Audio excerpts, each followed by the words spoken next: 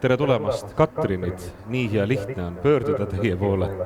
Tänase vestlusringi nimetus on 3 korda Katrin, kes teeb teadust, see jõuab.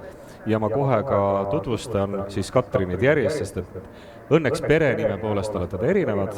Kõigepealt siis Katrin Poom-Valitskis. Tervist! Teie olete Haridusteaduse Instituudi õpetaja, hariduse professor, olete juhtinud mitmeid suuri projekte, niisugune on see tutvustuses alguses ära öeldud, aga ma luban, et me alguses saame ka rääkida veidi sellest, et milline on olnud teie teekond. Et alustame sellest isiklikust vaatest ja lähme siis rohkem sellisele rohkem helikoptervaatesse. Katrin Niglas on Tallinna Ülikooli teadusprofessor. Pikaajaliselt prorektor, vabandust, pikalt olnud prorektor, ütlesin praegu professor.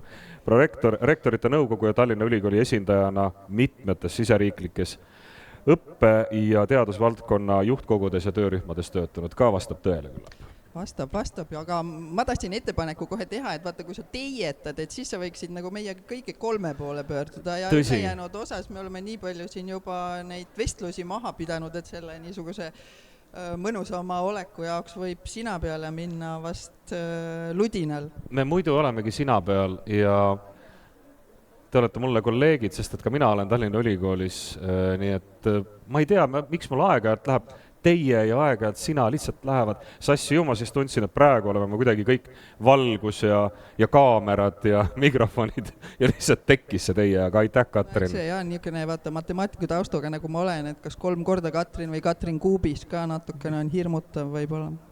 Tõsi. Ja Katrin Tiidenberg, Balti filmimeedia ja kunstide kommunikatsiooni instituudi osaluskultuuri professor, minu kolleeg siis kõige lähemalt, sest et me koos oleme Balti filmi ja meediakoolis. Vastab samuti tõele. Kuidas küll juhtus nii, et te olete nüüd koos niimoodi 3 Katrinit rääkimas teadusest? Kas see tähendab seda, et Katrin nimena on nii võimas, et see paneb inimesi rohkem pingutama või annab neile paremad võimalused? Miks olen mina siin võib-olla ainult selle tõttu, et mul on 2 tähte või 3 tähte teiega sarnased, et R ja T peab olema selle jaoks sees, et nimes oleks mingi vägi. Kas nimi on teid aidanud? Ma arvan, et mitte ja pean kohe ütlema, et ülikoolis ja teaduses on kindlasti teise nimega kui Katrin ka, aga et võib-olla lihtsalt selle idee käis välja tegelikult 4. Katrin, Katrin Saks, meie kolleeg ka, kes arvas, et võib-olla oleks päris huvitav, et kui kutsudagi esinema kõik Katrinid, kes siis ka teadust teevad ülikoolis ja on ka juhtivatel kohtadel, aga ta ise kahjuks siia ei jõudnud, nii et selles mõttes küll, et kindlasti on teise nimega ka, et nime poolest ma ei tea küll, et vähemalt mina küll mitte pole tundnud, et see mingi eelise loob. Pigem on alati Katrinit palju olnud, et vähemalt selles minu vanuse käigus. No teaduslikku tõestust mul muidugi ei ole, aga ma natukene võib-olla ikkagi urgitseksin või intrigeeriks, et sellised eesti keeles ja rahvusvaheliselt ju ka tugev nimi ja võib-olla see ikkagi võib-olla mingi vanemate ootus, kui nad valivad tugeva nime tütarlapsele, et võib-olla see juba niimoodi kuskil eos ja mitte nii otseselt tunnetatud ootus olla selle nime vääriline. Ajaloost ka ju teame neid Katariinasid ja muid, kes on olnud, nii et võib-olla ikka natukene kuskilt mõju on. Võib-olla küll nii. Räägime teie teekonnast ka. Alustame kohe Katrinist, kes on minu vasakul käel pole kedagi. Paremalt poolt esimene Katrin. Katrin, milline on olnud sinu teekond teadusesse? Naisena ja Katrinina. Väga selline väga suur abstraktne küsimus. Mõnes mõttes ootuspärane ja mõnes mõttes võib-olla natuke vähem ootuspärane, et ütleme, formaalselt käib see teekond alati samamoodi, et tuleb teha baka ja siis tuleb teha magistrikraad ja siis tuleb teha doktorikraad. Just, ja mina tegin oma doktorikraadi hiljem, et ma tegin baka ja magistri ära ja siis ma tegin vahepeal 10 aastat muud karjääri. Et ma niimoodi käisin edasi-tagasi erasektori ja kolmanda sektori vahel. et minu minevikku jääb näiteks Õhtulehe turundusdirektori ametikoht ja viimane, mis ma tegin enne, kui ma doktorantuuri läksin, ma töötasin Briti nõukogu Kesk-, Ida- ja Põhja-Euroopa regiooni turundus- ja kommunikatsioonijuhina. Et ma tegin pärast magistrantuuri hoopis teisi asju, sest minu mõlemad doktorikraadiga vanemad ütlesid, et ma ei tea, ära teadusesse küll mine. Ja siis ma 10 aastat proovisin mitte minna ja lõpuks otsustasin, et ei, tuleb ikka minna. Aitäh, Katrin, oled nõus jagama, Katrin 2, oled sa nõus jagama oma teekonda?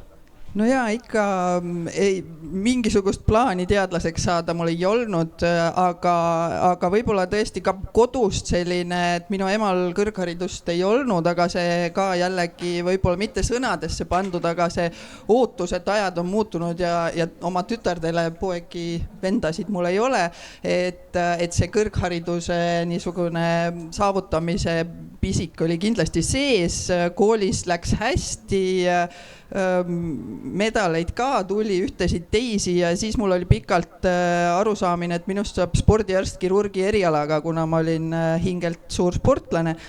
Aga ühel hetkel siis nii nagu elu toob, et sa võid planeerida ja mõelda, et see üldsuund on jäänud samaks, et pürgida, et see pürgimise kihk on olnud kogu aeg, aga need suunad, et kuhu poole on ikkagi väga niimoodi äkki ja ootamatult ja õnnelike juhustena kätte tuld, ei ole kahetsenud, nii et sellisena ja tegelikult ega ma pean ütlema ju pole mul olnud mahti või pole ma võtnud mahti olla ainult teadlane, et ma ikkagi terve selle akadeemilise karjääri jooksul olen olnud mõnedes sellistes administratiivsetes või ühel või teisel tasemel juhtivates ametites ka.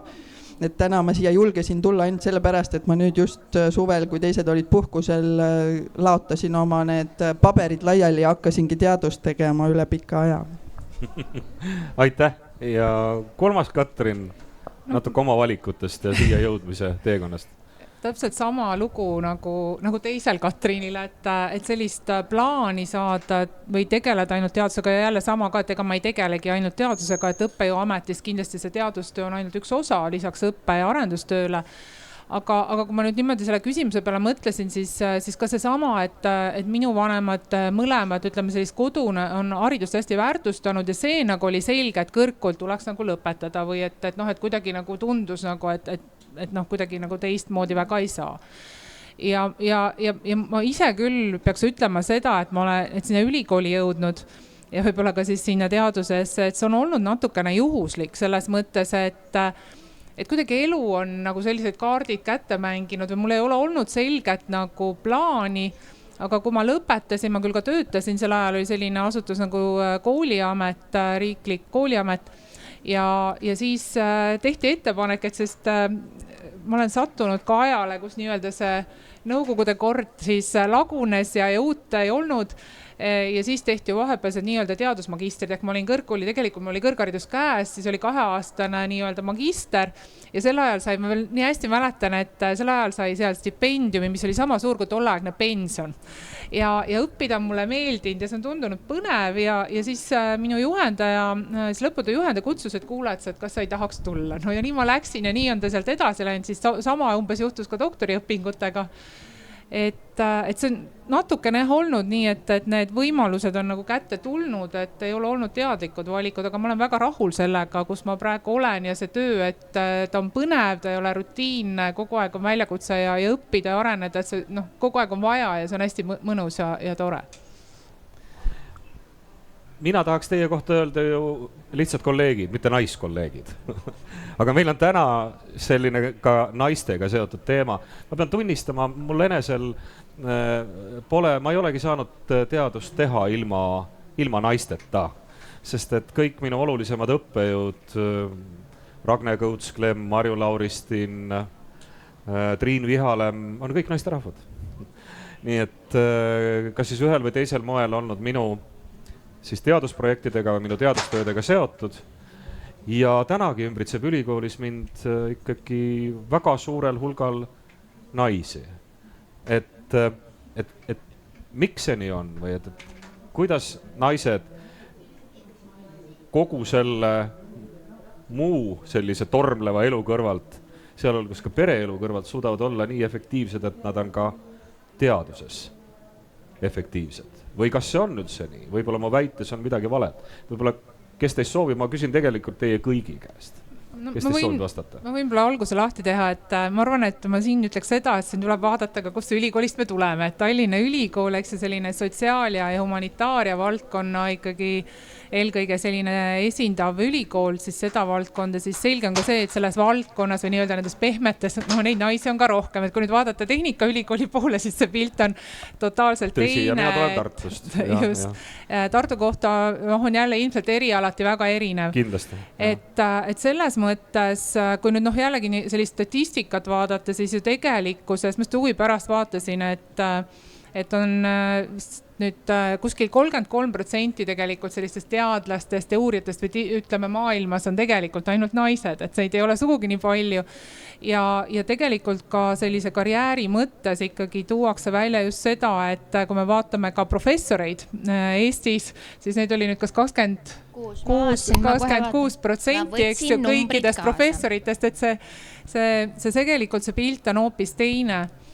Ja teistpidi ma jäin mõtlema selle peale, et hästi põnev, et kui hariduse peale mõelda, eks ju, et kuidas see nagu nii on ja seal on ka need vastused, et tegelikult me teame, kui me üldhariduse peale mõtleme ju jällegi, et seal see ebavõrdsus võib-olla on teistpidine, et meil tegelikult ju põhikoolist välja kukkujatest 70% on noormehed paraku. Tuuakse ka seda välja, et kui vaadata selliseid võib-olla erituge vajavate õpilaste hulka või eriklasse, siis seal domineerivad noormehed. Me teame, et üldjuhul on õpitulemused paremad ja gümnaasiumi lõpetab meil rohkem neid kui noormehi, sama kipub olema ka ülikoolis ja siis lõpuks, et minu meelest Mati Eidmes kunagi ka tõi välja selle, et kuidas see nii juhtub, et kogu aeg on nagu naised rohkem haritud, aga lõpuks, kui vaatame tippu, et professorite hulgas on meil rohkem mehi. Et mis seal siis vahepeal juhtub ja ma arvan, et seal vahepeal juhtubki see, et naised mitte ei kipu, mehed ei ole õppinud sünnitama siiani, eks ju, et see roll tuleb naistel ära täita ja tegelikult tuuaksegi ka nendes uuringutes välja, et just nimelt need akadeemilises karjääris, need katkestused, et need on need, mis tegelikult siis tõmbavad pidurit, võiks öelda, naiste puhul pigem selles, et jõuda võib-olla kaugele ja teha siis võrdväärselt meestega asju tihti peale, et see hoolduskoormus või see, mis koju. Tundub loogiline seletus, tõsi. Ma vaatasin hommikul ETAG-i 2020. aasta sealt raportist ja seal on hästi reljeefselt sisuliselt sama, mis sa just ütlesid, et kui me vaatame 2019 aastal Eestis baka ja magistri lõpetajatest 64% olid naised ja 36% olid mehed. Ja professoritest on 26% naised ja 74% mehed. Ehk et need algavad nagu niimoodi ja siis sõidavad niimoodi täiesti vahetuvad oma kohad. Ja ilmselgelt ei ole selle taga see, et naised, kes omandavad ja ütleme doktorikraadi omandajad on kõige lähemal teineteisele, ehk et seal on see siis mingi umbes 54-46 või midagi sellist endiselt naiste kasuks. Et osa on nagu süsteemne, osa on kultuuriline ja väärtuste ja normidega seotud ja ootustega ja osa on muidugi täpselt selle sama täiesti praktilise, et kõigil on päevas 24 tundi ja kui hoolduskoormus jääb rohkem naiste peale, siis neil jääb vähem aega teiste asjade tegemiseks. Mul tuli millegipärast ja mitte seoses selle aruteluga eile või üleeile meelde mingi kummaline seik. Ma olin 18, kui mu ema sai doktorikraadi ja siis mõned aastad hiljem ta rääkis mingitest asjadest, mis neil seal tööl toimusid, hakati valima mingeid professoreid ja ma küsisin oma ema käest, miks sa ei taha professoriks? Ja tema ütles, et ei, no professoriteks ikkagi lähevad ainult mehed ja siis mingisugused täiesti hullumeelsed karjeristidest naised. Et ja see on umbes 20 aastat tagasi, et see muutus kultuurist on tegelikult ka väga reljeefselt toimunud Eestis kindlasti. Et see, ütleme võib-olla ka siis see nagu ootus või noorte naisteadlaste enda mõtlemine, et kas ma üldse tahaks või kas see on üldse võimalik või kas see on üldse kas see üldse on minu trajektoori osa, et selles on kindlasti hästi suur muutus toimunud ja nüüd edasi ongi siis see, et mida teevad konkreetsed institutsioonid, et kui me siin rääkisime, et Tallinna Ülikoolis on võib-olla rohkem, et siis kas see on erialast tulenev või see on ka, kas me saame öelda, et Tallinna Ülikool on midagi hästi teinud või õigesti teinud, ma siin lükkan palli. Tõsi, sest Katrin Niglas, Katrin number 2 minu poolt lugedes, Katrin Niglas on täna kõige juhtivamal positsioonil siinsetest Katrinitest administratiivselt prorektorina. Oleme siis teinud midagi õigesti? No vähemalt ei ole valesti ehk teinud. Et selles mõttes ma tahtsin ka, et siin juba kõlasid need valdkonnad, mis on rohkem niisuguse kultuuriliselt või ajalooliselt, aga omased sellele naisenergiale, kui soovite, aga ja sellisele empaatilisele vaatele, mis traditsiooniliselt on rohkem trendina vähemalt naistele omane. Aga mulle just meeldib see hästi, ma olen erinevates kontekstides alati see, kes ütleb, et jah, vaatame seda hetke, võtame tänase või eilse statistika, aga selleks, et sellest aru saada ja vaadata homsest, see on tegelikult vaja vaadata sinna minevikku, et kust me tuleme ja mis on olnud, et ma just öökapi lugemisena siin suvel võtsin uuesti ette oma vanatädi väliseesti kirjaniku Salme Ekbaumi mälestused Veimevaka raamatu ja ta räägib siis väga niimoodi autentselt siukse metsatalu elust siis esimese Eesti ajal 20-ndatel, 30-ndatel ja siis see minu vanaema. Need kirjeldused, et milline tema elumaailm ja mõttemaailm oli, et see temale endale, et milline töökoormus ja hoolduskoormus, kui me räägime, oli sellel metsatalu perenaisel, ja samas, kuidas juba siis hakkas tekkima, et kuidas ta oma tütardele siis ühest küljest oli see töökasvatus ikkagi, aga et kuidas ta iga võimalikul juhul nagu tegi asju ise ja päästis tütreid, et nemad saaksid vähema sellise töökoormusega ja kui me vaatame aeg edasi, et tegelikult see tehnoloogiline areng ja nii edasi on ju võimaldanud seda, et see murduks, et see muutuks ja tulevikku vaadates ilmselt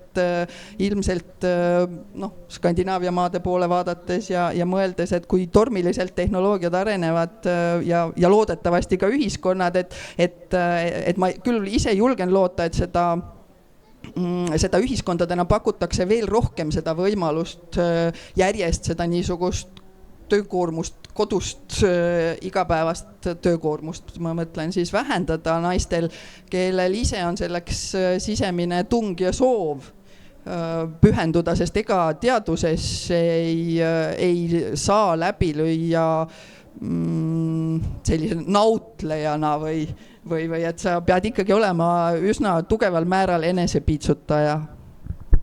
On palju mõnusamaid asju, mida oma eluga teha, ütleme niimoodi.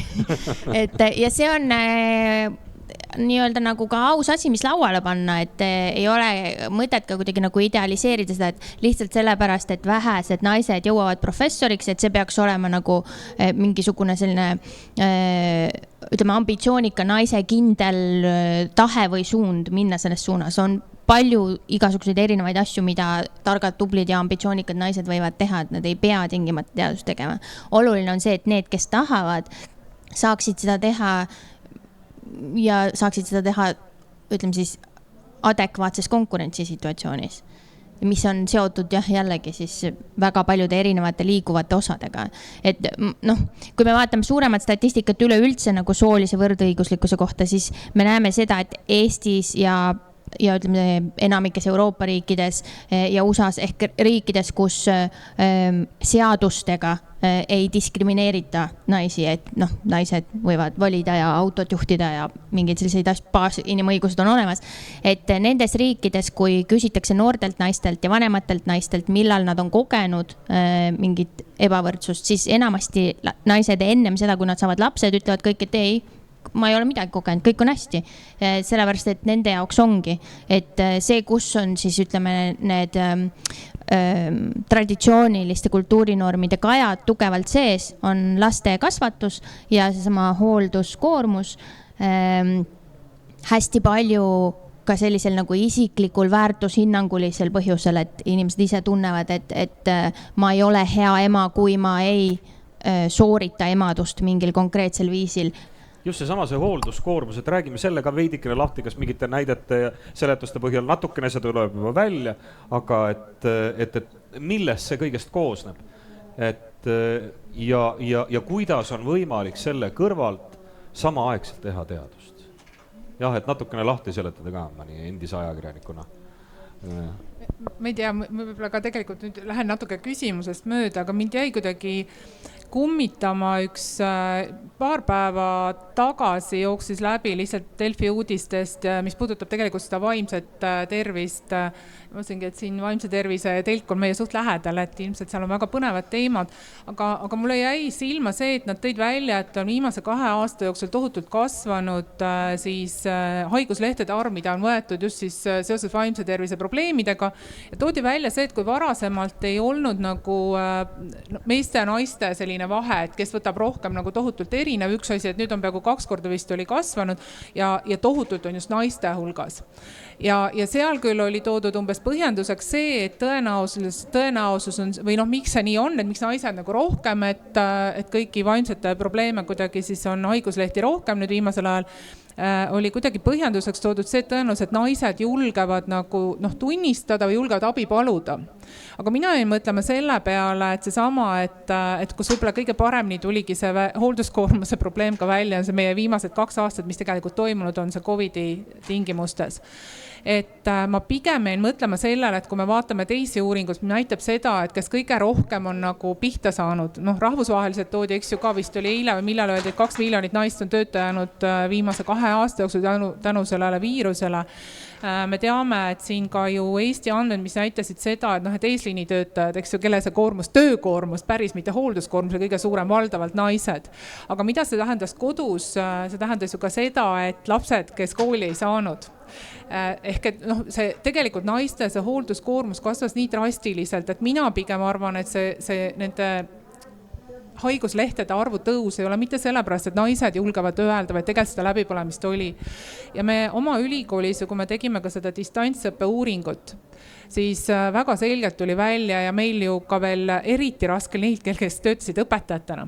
Sa pead tegema, ühelt poolt sul oli kodukontor, aga teiselt poolt, mida väiksemad lapsed, kes sa pead olema lasteaia kasvataja, sa pidid olema õpetaja oma kooli ja sa pidid olema kokatädi, koristaja ja lisaks veel, eks ju, abikaasa, naine, ema, kõik korraga ja tegelikult see põletas läbi, et mina nagu pigem arvaks, vaadates neid teisi nagu numbreid, et see naiste tohutu viimase 2 aasta niisugune haiguslehtede kasv selles osas ja kui te mõtlete jällegi, et ei ole mõelda ka selle peale, eks, et mis võib-olla nüüd viimase 2 aasta jooksul need lood on ilmunud meedias, lihtsalt enamasti on ju naised, kes ütlevad, et nad enam ei jaksa, enam ei suuda, kui kool lahti ei lähe, siis või lasteaiad lahti ei tehta.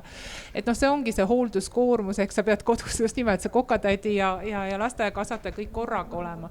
Ja õppejõuna ka oli ju näha, et kui meil olid loengud, eks ju, et siis vahepeal ta püüdis veel ka loengus olla kõige muu kõrvalt ja siis oli see lastekisa ja kõik muu ja et ütleme ka see sotsiaalmajanduslikud võimalused hakkasid siin tohutult nagu neid vahesid tegelikult tekitama, et kas sul on üldse võimalik ka teise tuppa minna või ei ole, või sul on kõik need lapsed ja kool ja lasteaed on ja kõik see köök ja kõik on ühes ja samas toas ka veel kõigele lisaks, et see on nagu... Ja siinkohal oleks nüüd hästi lihtne öelda, et jah, okei, aga et teadlased, kui me räägime doktorikraadiga inimestest või tegevteadlastest, et nendel on eelduspäraselt mingid võrdõiguslikumad suhted kodus või nendel võib-olla ei ole nii traditsioonilised väärtused, aga me teame seda, et kui me vaatame viimase 2 aasta statistikat ajakirjadesse esitatud artikli käsikirjadega, siis radikaalselt, drastiliselt kukkus naiste poolt esitatud käsikirjade arv ja drastiliselt tõusis meeste poolt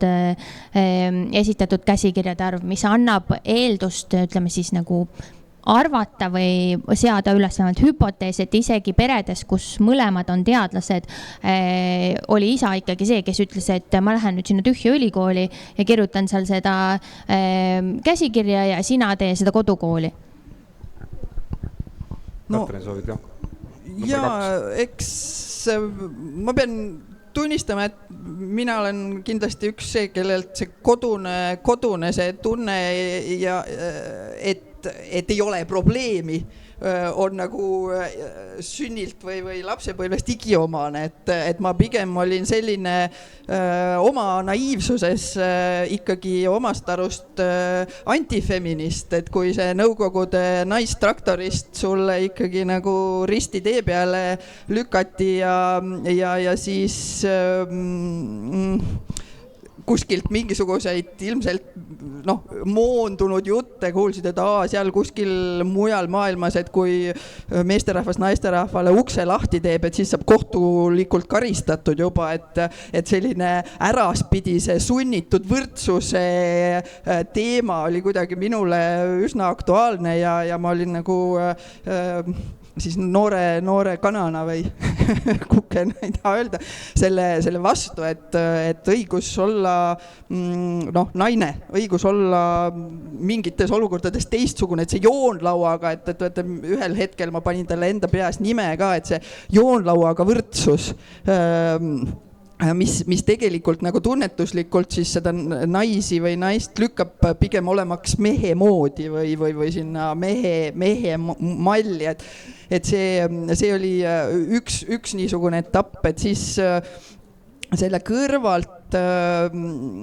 niisuguse, ma ütleks kõrvaltvaatajana olen ma tegelikult, et ise mitte kogemata, aga kõrvaltvaatajana olen õppinud küll nägema ja eriti kui sa mainisid seda juhi rolli, siis tegelikult see on juba päris mitu aastat olnud niisugune väga suur dilemma ja ega me pole väga palju suutnud ära teha selles mõttes, et joonlaua järgi ju ülikooli kontekstis on võrdsus justkui tagatud, et kui sul on samad näitajad, siis ma ei arva, et meil oleks mingi tõendus vähemalt, et Tallinna Ülikoolis naisi diskrimineeritakse ja ei ole neid ahistamisi ka meil naisi rohkem ja nii edasi ja niimoodi, et neid peaks kuidagi kilbile tooma või häbenema, aga just see hoolduskoormuse selline mõiste ja tegelikult niimoodi võib-olla retrospektiivselt vaadates, et ega mul endalgi seda elu ei ole halastanud ja seda hoolduskoormust on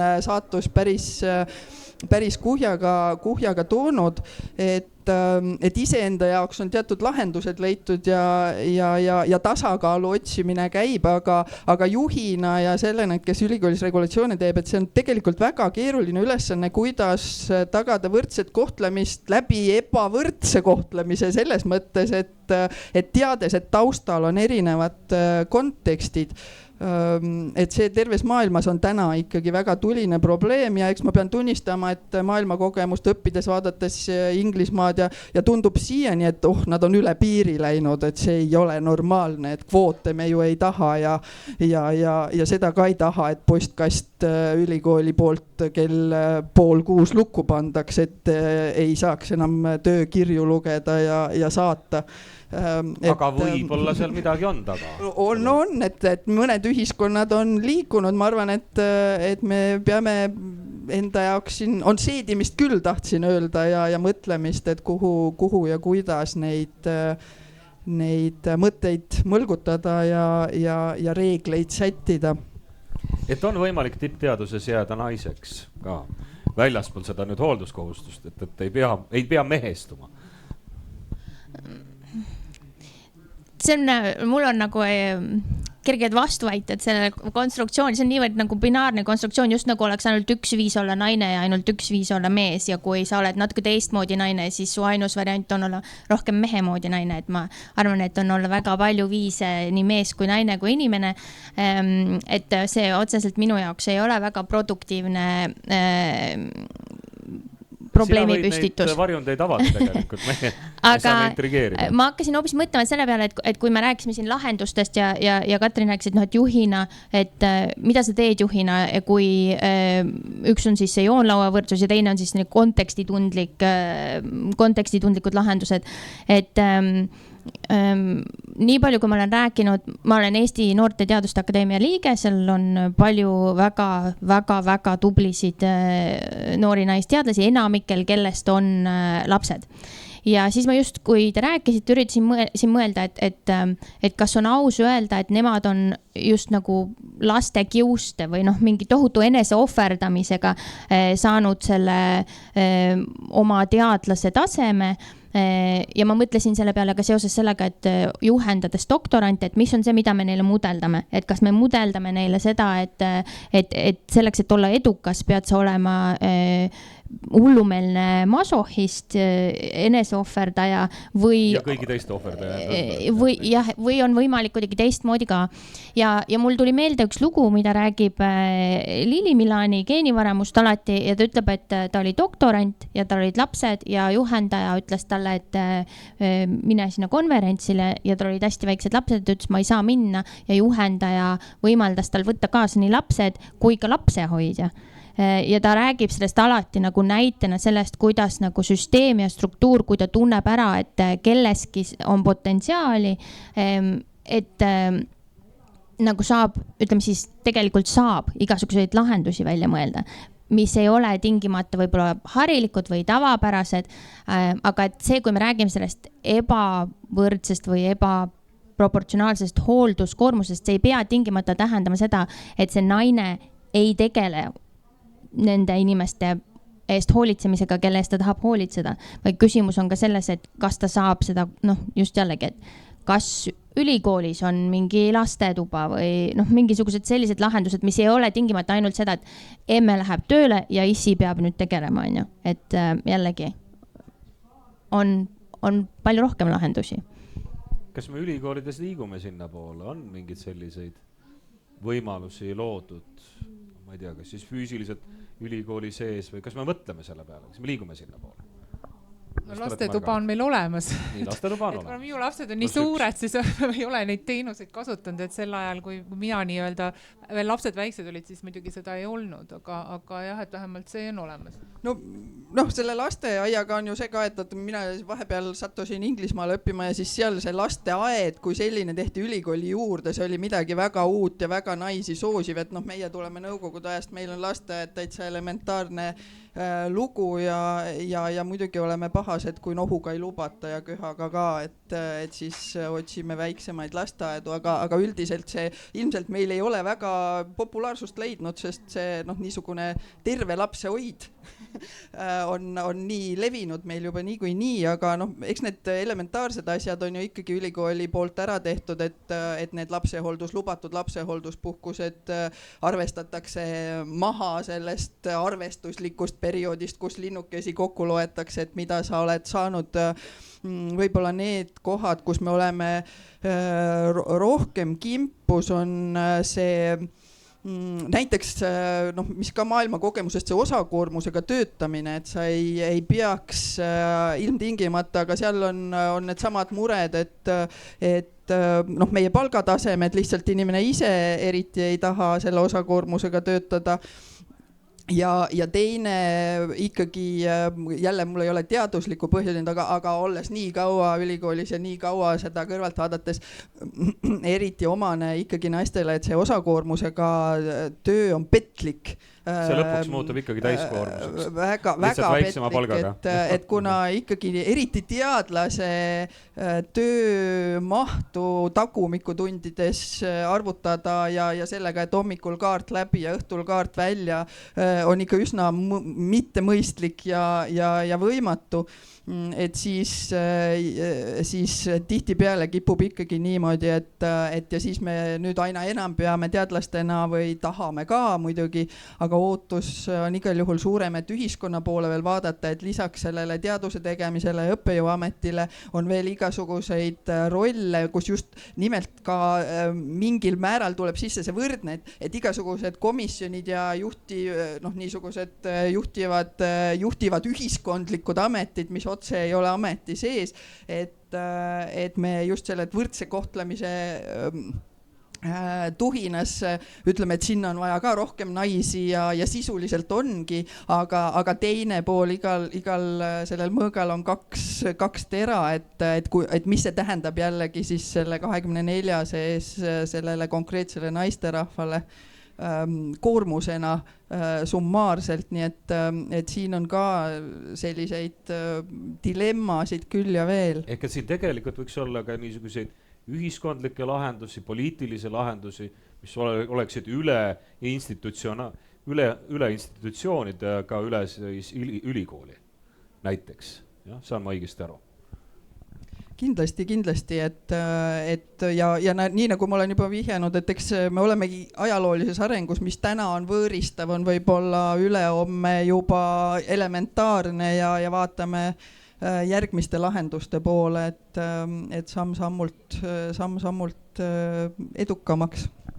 No me näeme, lihtsalt kultuuris seda muutust ju ka lihtsalt selle vahel, et kui me astume korraks sellest nagu teadlaste maailmast väljapoole, siis nagu lapsevanema roll ja selles nagu mida inimesed ise ootavad ja tahavad ja peavad nii-öelda nagu normaalseks, et mida teevad isad ja mida teevad emad ja tingimata ei peagi igas perekonnas olema mõlemat, aga juhul kui on ju, et siis, et juhul kui sa oled valinud traditsioonilise peremudeli, siis see ei tähenda, et sa pead seda lahendama 100 aastat vanade mingite kriteeriumite alusel. Et selles osas me näeme muutust, aga selles osas ma arvan, on kindlasti väga palju veel käia ja see tooks kasu mitte ainult naistele ja mitte ainult karjääri tegemise osas, vaid isadus kui kogemus on äärmiselt rikastav ja sellest on ju palju räägitud ka, et ütleme siis näiteks nõukogudeaegne isa stereotüüp, kus imikut ei võtnud sülle, kui laps hakkas kõndima, siis ta muutus sinu lapseks ja nii edasi, et see kõik on äärmiselt hingeliselt vaeseks tegev ja mul on selles mõttes nendest isadest ja meestest äärmiselt kahju. Ma loodan, et see on juba muutunud, aga et enam et ikkagi imikut võetakse sülle. Aga mis võiks veel muutuda? Mis võiks veel muutuda? Või mõned sellised näited, kus sa tunned, et tegelikult võiks olla sellist panust rohkem? No ühte või teise rolli, siis ega ei pea ju olema ainult ühte. Ei no ütleme, kui me paneme kõik need, kogu selle statistika, millest me oleme täna rääkinud kokku, kui me alustame sellest, et kui palju lõpetab inimesi baka ja magistri ja doktorantuuri ja me paneme kokku selle, mis vanuses inimesed sageli doktorit teevad ja et see langeb kokku sageli pere loomise ja laste saamise vanusega, siis tegelikult head lahendused oleksidki terviklikud, et nad ei oleks mingit ainult ühte nendest asjadest, nad ongi mingi kvoot või midagi sellist. Aga terviklikud lahendused teadvasti on kõige keerulisemad, sellepärast et osa sellest on institutsionaalne, formaalne, poliitiline ja osa on sellest kultuur ja kultuur muutub väga aeglaselt. Et mul selles mõttes mingit sellist võlukepikesega viibutust ei ole pakkuda kahjuks.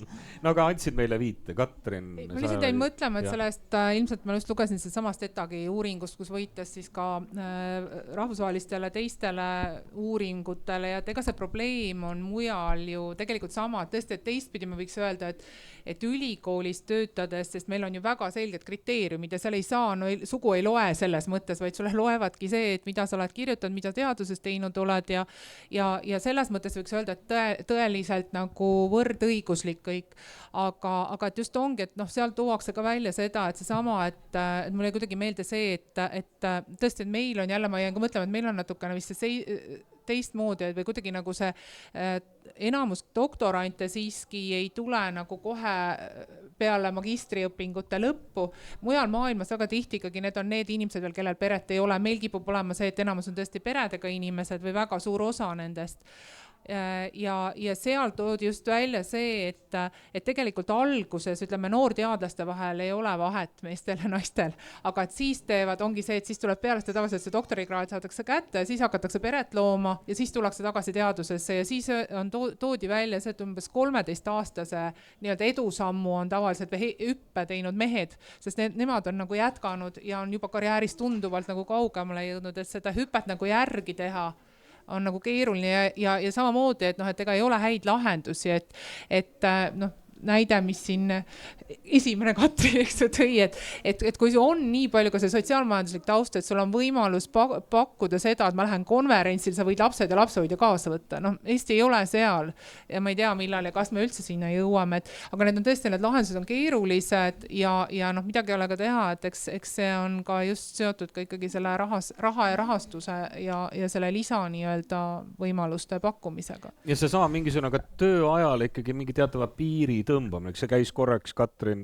sinu jutust läbi, Katrin number 2 Niglase jutust läbi, et mina õppejõuna arusaadav, et kui kell 7:38 lõpeb loeng, et siis ma võib-olla vastan mõned meilid ära, sest et ma saan võib-olla hommikul natukene kauem mõelda või olla omaette, aga et ma näen, et pärast kella 7:38 saadetud meili tuleb Tallinna Ülikooli naisbürokraatidelt kell 8:30 vastus. Ma tegelikult ei oota seda, aga nad on lihtsalt nii tublid kuidagi, et nad kõikide oma tegemiste kõrvalt, ma ei tea, kas siis metsajooksu ajal või tegeledes oma perega, hakkad vastama, ma ei julge enam saata sellel ajal kirju. Ja eks selle asjaga ongi see niisugune vabaduse ja iseenda tasakaalu leidmise koht ja nii nagu ma enne ausalt tunnistasin, sellise kaalumine kogu aeg, et kus on mu ambitsioon ja mis mul on 24 tundi ja mis on mu prioriteedid ja millest ma siis loobun ja kus ma tegelikult võib-olla vähemalt minu isiklik kogemus, mis mind on paljugi, ma usun, päästnud sellest sisemisest, ma usun, et on ka teadusuuringud, mis ütlevad, et naiste niisugune sisemine või keskmine kohusetunne on pisut suurem, et iseennast päästa sellest kohusetunde küüsist on lisaks sellele vaatamisele nendele prioriteetidele otsa ja ütlemegi ei ütlema õppimine, mis mul endal ei ole hästi välja tulnud, nagu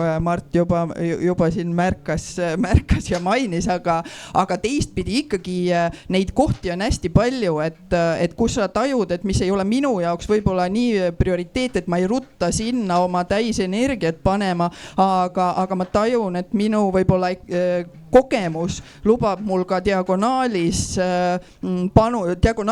süvenedes panustada üsna oluliselt siiski, mis võib-olla vähema kogemusega inimestel, kelle laual see töölõik või see mõte on, ise on takerdunud, et kui sa saad panustada ja erinevaid kohti selliseid, kus sa saad iseennast päästa sellest, ma usun, et teine, võib-olla mitte naistele kui sellistele, aga teaduses olevatele naistele selline teine tüüpiline iseloomuomadus on selline perfektsionism, mis käib selle kohusetundega paaris ja kui sa lased nendel kahel ruulima hakata, siis tegelikult sa ilmselt põledki üsna ruttu läbi, et see teadvustamine, et sa pead sellega tegelema iseendas, on väga oluline, nii et mul oli neid igasuguseid mõtteid veel. Aga sa saad need kõik välja öelda, meil on aega veel. Nii kaua me saame küsida teiste Katrinite käest, et kuidas teie olete suutnud ennast nii-öelda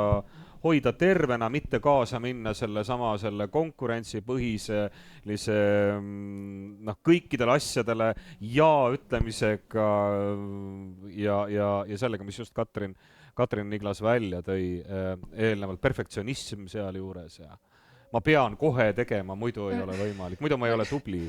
Sütame nii, et see haigus on ka minule tuttav ja ega ei saa öelda, et täielik paranemine oleks toimunud, et nüüd tahaks öelda, et nagu mingi elukogemus ja muu, ja me korraga ennem, kui me rääkisime, et võib-olla, et kuidagi tahaks jättagi muljet, et jube lihtne on olnud ja et ongi keeruline olnud ja on ka endal väga raskeid ja keerulisi aegu olnud, aga ma olen nagu ise nagu mõelnud selle peale, et see ongi selline pidev ka nagu teadvustamine, et sa pead iseenese eest ka hoolitsema, et noh, et kui su tass, et eriti õppejõuna, et see on, nagu ma ütlen ka õpetajatele alati, et see on jagamise elukutse ja kui sul enda tass on tühi, sul ei ole midagi jagada. Ehk et see enese tassi täis hoidmise eest hoolitsemine on nagu hästi oluline ja see ei ole kerge alati, et ütleme nii, et on teatud asjad, et ma vähemalt nüüd juba tean, et kus ma pean nagu pidurit ka teadlikult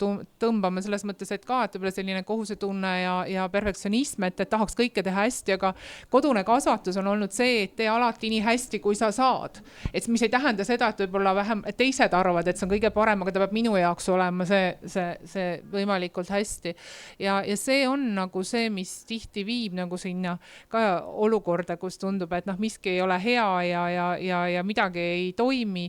Et noh, tuleb leida endale need asjad, mis on siis sinu jaoks need enese laadimise kohad ja kuskil ka väga selgelt siis seda pidurit tõmmata. Ja ma arvan, et selline, et ka nende oskuste õpetamine, et ma olen, pean paraku tunnistama, et viimase paari aasta jooksul ma olen kõrvalt näinud, need on tohutult see perfektsionism, hästi tegemine, need on suurepärased töökaaslased, mul on 3 kolleegi läbi põlenud, sõna otseses mõttes haiguslehele jäänud. Et see oskuste õpetamine ka, et kuidas iseendaga toime tulla, mis on sinu jaoks need sobivad viisid, on see siis mediteerimine, on see sport, on see midagi muud, aga et sa hoiaks enda selle vaimu ja füüsise ja selle nii-öelda balansis. Ja selle ajal sa ei tahaks hakata ju vastama tööalasele meilile. Ei. Võiks selle rikkuda ära, ma mõtlen näiteks meditatsiooni, käib piuks ja siis ma võtan ja ikkagi vastan ära, nüüd mediteerin edasi. Nagu Katrin ka viitas, et sa pead nagu aru saama ja ühel hetkel ütlema, nüüd on ei ja ka lihtsalt tajuma seda kohta, kus nüüd hakkab see nii-öelda tass liiga tühjaks saama või midagi liiga paljuks minema, et aga see jällegi on mingi oskus, mida tegelikult võib-olla ka mina olen õppinud teatud mõttes läbi valusalt enda nii-öelda kogemust, aga ma arvan, et see on midagi, mida me võiks õpetada rohkem või sellele tähelepanu pöörata. Ja ka märgata, et kui kellelgi on kõrvalt väga raske või me tajume, et ta võib-olla on nii-öelda kukkumas kuristikku. Ja teistpidi ma pean ütlema ka, et ise juhina, et ega ei oska midagi väga siis teha, sest kui inimene tavaliselt ise ei saa ka aru, et asjad on halvasti, tema ütleb, et kõik on okei ikka endiselt, et mida sa siis teed? Kuidas sa aitad, et kui inimene ise nagu ennast aidata ei taha? Need on kõik sellised küsimused, mida ma olen nagu viimastel aastatel päris palju mõelnud. Katrin Tiidenberg, sina uurid ka seda, et mismoodi, millest räägitakse ühiskonnas, kuidas räägitakse. See on äärmiselt oluline selle nii-öelda väljendusviis, et mis meil siis ühiskonnas toimub, mida meile oodatakse. Et oodataksegi, et sa oled kõige parem, sa oled kõige edukam, konkurentsidiskursus kindlasti, kõik see, et kas me liigume natukene pehmema või niisuguse rahulikuma ühiskonna poole, nii ootustes, nii naistele kui meestele, aga räägime täna naistest. Ma kardan, et me ei liigu või me liigume nagu pindmiselt ja ütleme, et pigem saab sellest enese tassi täitmisest või enese hoolest mingi järjekordne asi, mida üks tubli tüdruk ütleb endale, et ma peaks oskama teha ja siis heidab endale ette, et ta seda piisavalt hästi ei tee. Ma täna, et see mediteerimata, eks? Just, et umbes, et teadusuuringud on näidanud, et kui sa mediteerid 10 minutit päevas, siis paranevad su kognitiivsed võimed X% ja ma ei teinud seda täna 10 minutit päevas ja siis see painab mind või et endast jälle näide, see nädal oli mul veel puhkus, aga tegin päris palju tööd ja siis sellest tekkis selline väga nõme ring, et ma tegin mingeid tööasju, siis ma olin vihane sellepärast, et ma tegin puhkuse ajal tööasju, sest ma olin endale lubanud, et ma seda ei teinud ja siis see viha tekitas mul rohkem stressi ja nii-öelda rikkus mu seda puhkuse vaibi rohkem kui see väike tööasi, mis ma olin ära teinud. Ja siis, kui sa oled nagu enesereflektsiooni ja eneseanalüüsi võimega inimene, siis see tekitab sellise äärmiselt ebaproduktiivse ringi, mis lihtsalt ketrab ja ketrab. Et ja noh, ma arvan, et siin on oluline see ka, et sa ennem küsisid, et mis te olete teinud, et mitte nagu langeda nendesse lõksudesse. Mina tunnistan täiesti ausalt, et mina ei ole siin mingi rolli, ütleme siis mingi eeskuju, et mina ei oska seda, ma olen selles halb. Ma olen lõpuks ometi teadvustanud endale selle, et ma olen selles halb ja püüan meeleheitlikult välja mõelda, kuidas seda ise enda elus paremini teha, aga mul veel ei ole lahendusi, et noh, ütleme, kui ma tunnen, et on õiglane istuda siin ja rääkida, et kuidas olla edukas naisteadlane, siis kindlasti ei oleks õiglane, et ma istuksin ja räägiks, et kuidas samal ajal olla harmooniline inimene või ma ei tea, elada mingit rahulikku elu või midagi sellist. Ma seda alles õpin, kui keegi teab, siis kõik nipid on teretulnud. Mediteerimise äpp mul juba on.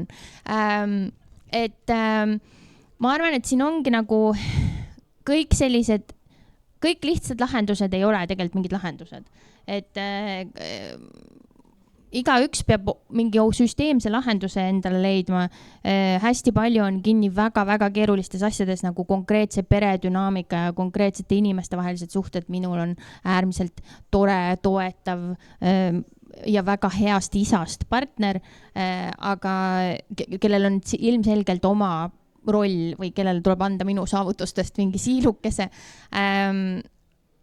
Aga noh, ma ei taha ka siin öelda, et kui sul seda ei ole, siis sa ei saa. Et on palju inimesi, kes on leidnud teistsugused lahendused. Et võib, noh, see on ka muidugi selline väga selline lame asi. Et tuleks olla nagu enda suhtes kaastundlikum. Meil kõigile kuluks ära, kui me oleks enda suhtes kaastundlikumad, siis me oleks teiste suhtes empaatilisemad, aga see on järjekordne asi, mida on väga palju lihtsam öelda kui teha.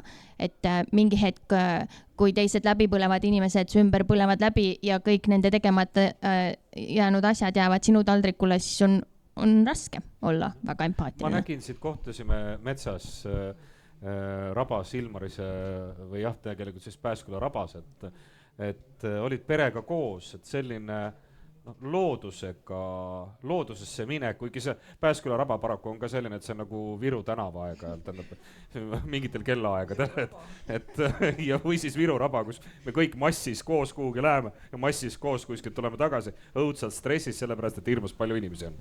Aga et selline ikkagi loodusesse ennast ära peitmine vahepeal, kas või ajutiselt, aitab sind? Ei, ja no selles mõttes ma ütlesin, et ma ei ole selles eeskuju, aga see ei tähenda, et ma ei ole õppinud näiteks täiesti eeskujulikult puhkama, et mul läheb selleks aega ja seetõttu ma ei saa näiteks, kui sul on nädal aega puhkus, siis minu jaoks ei tähenda midagi, sest ma ei saa üldse rattast välja. Aga kui mul on pikem puhkus ja ülikoolis on see võimalik, siis ma olen õppinud imeilusalt puhkama, et noh, progress on. Ja, nii. Ja ei, ma muidugi ka ei pretendeeri mingisugusele harmooniale ja kuigi mul on näiteks väikeõde, kes on joogaõpetaja ja tugev kõigis nendes, siis olen korra ära proovinud ja minu jaoks näiteks need joogad ja mediteerimised ei tööta ja täpselt nagu sa mainisid, et mu ema on mind võib-olla isegi rahustanud, ütelnud, et mis mõttes ma lähen metsa korviga ja see ongi minu meditatsioon, et ma olen seal ja läbi tegevuse. Ei istu, aga võib-olla kui jällegi ka tunnistades, et mina üsna sellise, nagu ma olen juba maininud, isepäise nooruse ja ulja, et winner takes it all, et kui sa oled ise kõva kuju, siis mingeid takistusi ei ole. Et ikkagi töötasin ennast ühte auku niimoodi, kuna ma ei tunnistanud endale, et minusugusega midagi sellist juhtuda võib ja sealt on minu esimene õppetund, et kõiki selliseid elus ette tulevad raskusi, kui sa oskad teadlikult ja analüüsivalt neid pärast tagantjärgi õppetundidena võtta ja positiivset sellest välja tuua, sellest samast ikkagi arsti juurde oli vaja minna ja tabletid oli vaja saada. Kui ma olin sellest välja tulnud, 2 kuud oli ikka päris raske.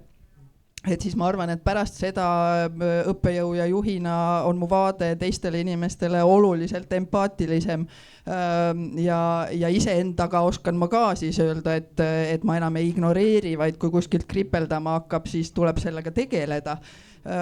Et võib-olla üks õppetund, teine nagu õppetund, mis minule endale töötab väga, on ikkagi see, et ole positiivne ja kui sa tegelikult tunned, et sa oled tugev ja võib-olla tugevam kui mõni teine, siis ära solvu, ära mängi seda printsessi ja oota, et äkki keegi tuleb sind lohutama. Lõppkokkuvõttes on oluliselt traagilisemad tagajärjed sellisel tegevusel, et see vana sõna, et mida külvad või mida annad, seda saad tagasi, et see peegeldus on küll hästi selge, et kui sa oled ise positiivne, isegi kui sul on raske, sa saad ikkagi nagu on viisid, et eriti tänases teaduses, mida enam eriti paljudes valdkondades ju üksi ei tehta. Et kui me mõtleme, et me peame teaduses ja teadlastena olema ikkagi sellises pidevas koosluses, et kui keegi kogu aeg mossitab või ussitab, siis põhimõtteliselt olgu ta naine või mees või viriseb, siis on temaga raske ja talle peegeldub see ilmselt tagasi, et selles mõttes niisugune üsna analüütiline iseenda, et jah, kripeldab, nüüd ma justkui tunnen, et mul on liiga tehtud või mind on solvatud, aga kuidas ma sellega tegelen, et kas ma nüüd siis istun ja ootan või saan ise sellega jätad selle endasse ja kogud nii kaua, kuni plahvatus toimub kõige ebasobivamal hetkel, nii enese kui teiste jaoks.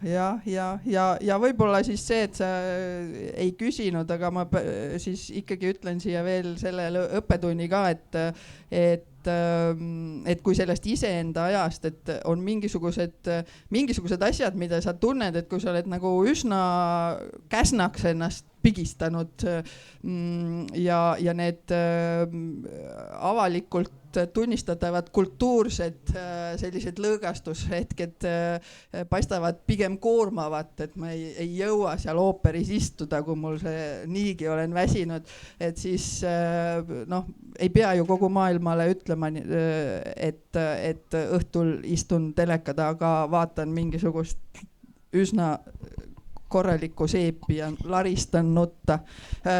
Lihtsalt elus ei nuta kunagi, aga nii kui teleka ees positiivne meeleliigutus on, nii pisarad jooksevad ja kohe on kergem. Aitäh. Katrin, soovid? Et minu eneseabi võtted või? Jaa, näiteks. Ja ma ise kausalt öeldes ei mäleta, mida ma enam küsisin. Aga meil läks nii kenasti sellise soovituste teemasse juba peale, et jah muidugi.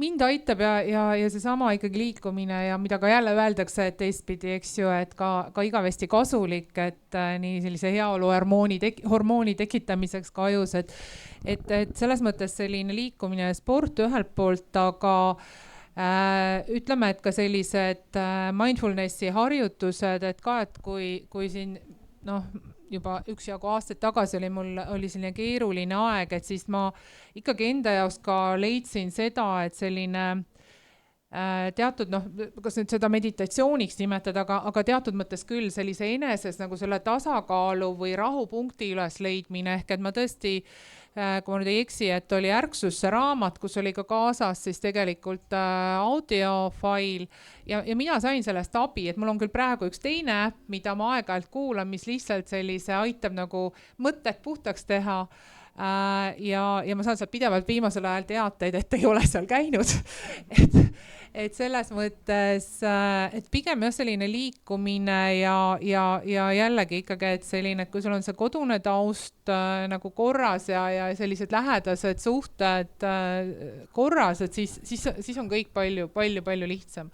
Et need asjad kindlasti on need, mida jah, mis mind nagu aitavad ja just, et nagu Katrin ikka kuulates, ma arvan, et see sama koht, et sa õpidki nendest kogemustest ja on üks tore ütlus, küll inglise keeles kõlab paremini, aga põhimõtteliselt, et see sinu edukus ju sõltubki sellest, et kuidas ja kui hästi sa suudad nendest läbikukkumistest nagu õppida.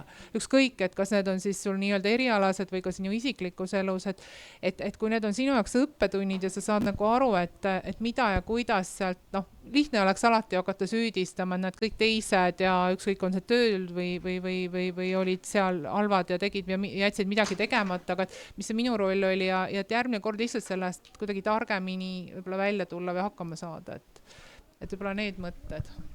Ja võib-olla rohkem ja teaduse juurde tagasi, et üks suur õppetund jäi ütlemata ikkagi ka nooruse uljuses. Minu jaoks on alati olnud oluline teadlasena võtta niisugune pikem vaba aeg, et ma ei ole kunagi suutnud kirjutada niimoodi, et mul on 2 tundi siin ja 3 tundi siin, et ma saan lõpetada asju, aga selleks, et see kontseptsioon kokku läheks ja mul on, olen ise kivide alt otsinud ja on olnud õnne, olen saanud stipendiume siin ja sealpool olla, on olnud õnne ka sedapidi, et pere on aidanud lapsi hoida, kui ma olen mõne perioodi väljamaal olnud, aga sellega jõuangi sinna, et ega see niisugune naiivne ootus, et nüüd ma lähen üksinda, ma jätan pere maha, nüüd ma magan 6 tundi, pesen hambaid ja söön, võib-olla kokku 1,5 tundi ülejäänud aja, ma siis istun seal kas raamatukogus või laua taga ja teen teadust niimoodi materiaalselt siis, et ma olen seal, loen. See sai mulle üsna ruttu selgeks, et see selline enese pitsutamine ei vii kuhugi, sellepärast, et kui sul on see ühel hetkel see nagu värskus läinud ja sa ikka sunnid ennast sinna taha, siis sa ainult takerdud sinna rohkem kokku, aga hästi toimib küll see, et kui on suutnud nagu selle, et sa ei pea oma mõtet oluliselt viima, et teed küll igasuguseid toimetusi, aga tegelikult käid tantsimas, käid metsas, isegi teed kodus, pesed nõusid, et kui need killud, mis sa oled kokku korjanud oma teadusliku töö ükskõik mis nurga alt, siis et äkki nad täiesti ootamatul hetkel klikivad kokku. Ja sealt edasi on muidugi see, et kui nad öösel unes kokku või kuskil seal, et see märkmepaber, et muidu pärast on selline tunne, et küll ma pärast kirjutan või küll ma pärast märgin üles või küll mul on pärast meeles see, et kuidas need asjad kokku jooksid, aga tihtipeale ei ole enam nii hästi meeles, kui täpselt vahetult enne magama jäämist. Sa pead uuesti üles ärkama sisuliselt ja kirjutama ja siis sa ei saa enam magama jääda või tegelikult õnnestub. Ma ei ole suur katalogiseerija, aga need postitid on näiteks minu jaoks hindamatu väärtusega, kuhu saab niisuguse oma teistele loetamatu käekirjaga mingisuguseid teistele seletamatuid nii et sellele teadlasele, kes selle välja mõtles, suur tänu Katrinite poolt. Aitäh.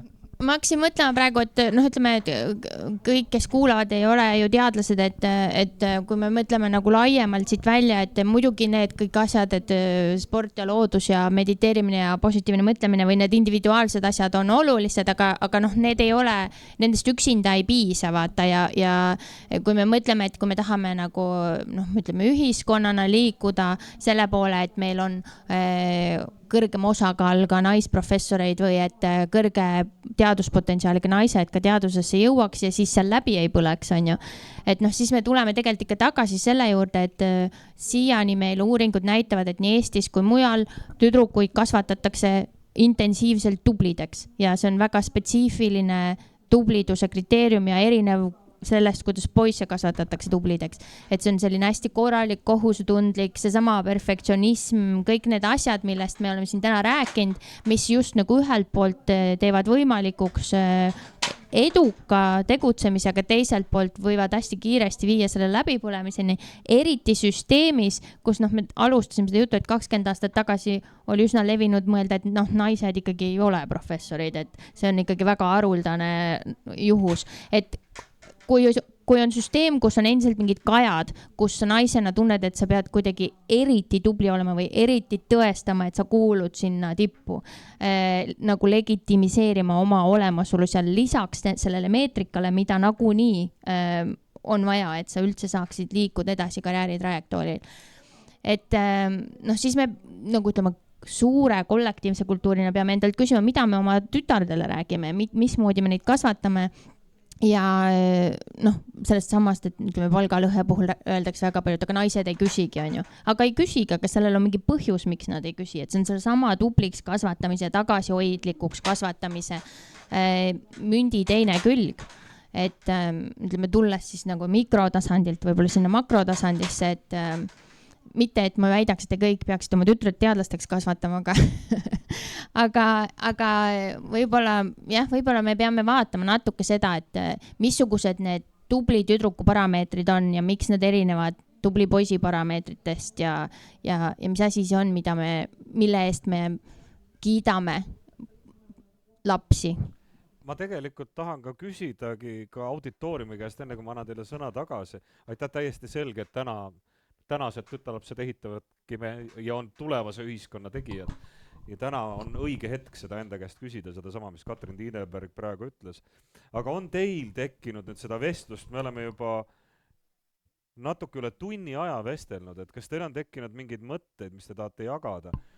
Mingeid häid näpunäiteid, et ja mul on ma näen üks meesterahvas tõstis käe püsti või on järsku küsimus, et olge hea, küsige julgelt, jagage enda sellist tagasisidet praegu, räägid tule. Nii ja tuleb kast, kuhu saab väga hästi kõva häält teha.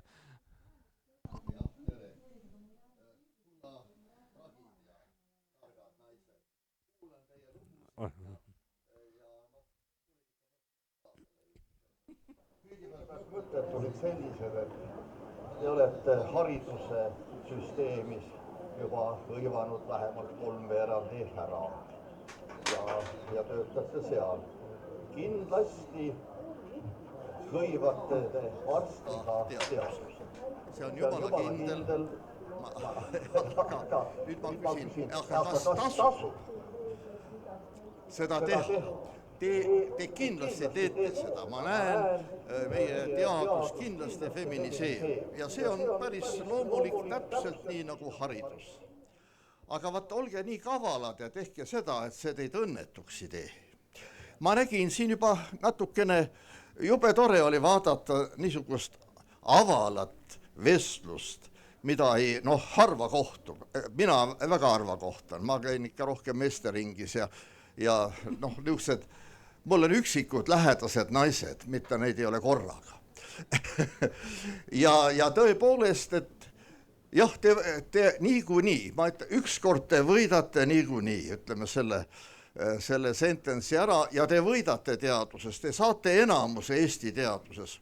Varsti on teid 70 või 80% teadlastest. Aga mis siis? Kas teil on seal hea olla? Ja kuidas korraldada ühiskonda nii, et teil oleks seal hea olla? Vaat sellised küsimused mul praegu tulid ette. Aga see on kindel, et teadusest te võidate niikuinii. Teadusest lähevad mehed ära. Praegu, kui doktorantuuri läheb praegu siin noori inimesi, siis tütarlaste ülekaal on vist juba olemas. Ja kuhu lähevad mehed? Mehed lähevad, teevad midagi tõsisemat asja, asisemat asja ja võib-olla teha seda asisemat asja, et saada raha, et oleks nii palju seda ressursse, rahalisi ressursse, et las see naine siis teeb seda teadust. Las ta teeb seda hommikul ja õhtul ja kas ta saab seal natuke raha või ei saa, mis seal ikka? Võib-olla otsite sellised mehed, kes on natuke võib-olla mühakad ka, mine tea, aga kes võimaldavad teil teadust teha. No vaat, mul on niisugused terve rida mõtteid, kui ma teid kuulasin. Jah, aga siit sellest tervest reast saab nagu jooksis minu jaoks üsna selline konkreetne mõte välja. Ja, et kuidas teie tajute seda küsimust? Minu jaoks oli seal nagu väga palju erinevaid teemasid. Et kui nüüd pool naljaga alustada, et ma saan aru, et siis laulusõna ütleb, et ilma naisteta on kurb maailm. Ma ütleks, et ega ilma meesteta on ka kurb maailm. Nii et loomulikult, et tegelikult, kui me räägime võrdõiguslikust, ega siis on ju nii ühed kui teised vajalikud, et ei ole ka hea, kui see balanss. Ma küll arvan selles mõttes, et nii pea ei juhtu seda, et meil need protsendid ja numbrid, mida me siin eelnevalt tõime meeste ja naiste osakaaluga, et siin nüüd midagi totaalselt muutuks. Küll aga, mis on küll tõesti probleem, et see, et kui me räägime, et kuhu lähevad mehed, et mida ma ka ennem ütlesin, et põhikoolis tõesti see poiste välja langevus on probleem. Ja ka see, et tõesti suurem siis, kuhu nad lähevad kutsekooli. Iseasi kas, ja seal me jällegi kutsekooli saame sellist ametite väga sellist soolist segregeeritust. ja teistpidi, et kui nad on kõrgelt haritud naised, kas nad ikka neid mühkamaid mehi tahavad, ei taha, et meil on siin palju olnud ka sellest diskussiooni, et miks neid välismaa mehi otsivad need naised, sest et nad tahavad haritud mehi saada ja nii edasi. Et ma arvan, et siin neid teemasid nagu on mitmeid ja pigem, mida ma tahtsin nagu öelda, et tõesti sellise haridusvaldkonnas, et see on küll teema, mida ka haridusvaldkonnas kindlasti me peamegi mõtlema, et miks meil poisid välja langevad ja tegelikult haridus on oluline ja see, et ta korreleerub siin nii tervise, eluea ja muuga ja et see, et meil Eesti naised elavad kauem ja nii edasi, eks ju, et ega see ka ei ole positiivsed näitajad, et ma arvan, et selles mõttes ma teistpidi ka ütleks, et muidugi me peame mõtlema, et mis ja kuidas teha ka koolis teisiti, et need noormehed jõuaksid ka ülikooli rohkem, lõpetaksid selle, jõuaksid ja jääksid ka ikkagi teadusesse, aga ma ütlen praegu need käärid veel on meil teistpidi ja eelkõige tuleks seda üldhariduse poolt küll vaadata, et need haritud mehed ei oleks meil vähemuses, et meil on targad naised ja ei ole nii haritud mehed.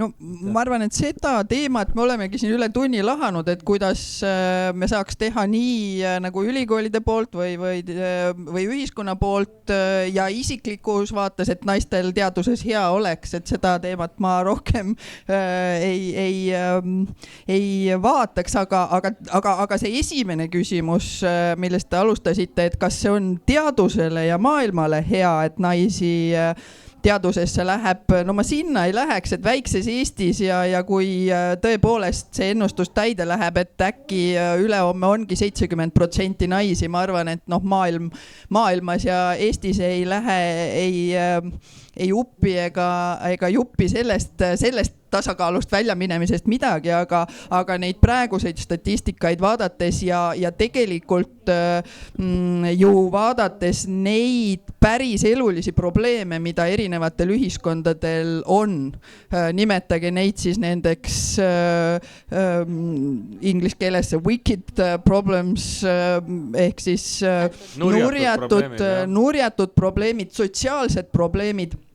Ma olen absoluutselt veendunud ja see paistab ka sellest trendist maailmas välja, et see naiselikuma, empaatiapõhisema vaate juurde toomine sinna, et see väga niisugune süsteemne, aga fikseeritud ja range teadus ei ole meid lõpuni aidanud, et selles mõttes aga tasakaal peab igal juhul jääma, et selles mõttes ütlesin, et see väikses Eestis, aga ei taha muidugi seda, et pendel kiiresti teise äärde ära läheks, aga mina usun selgelt, et maailma plaanis ja suuremate ja olulisemate riikide plaanis me sinna liigume selle tasakaalu poole, et see empaatiapõhine naiselik ja siis selle analüütiline. Praegu on liiga mehelik see teaduse nii-öelda diskursus või tekst, teadus ise liiga mehelikkuse poole kaldu, ütleme.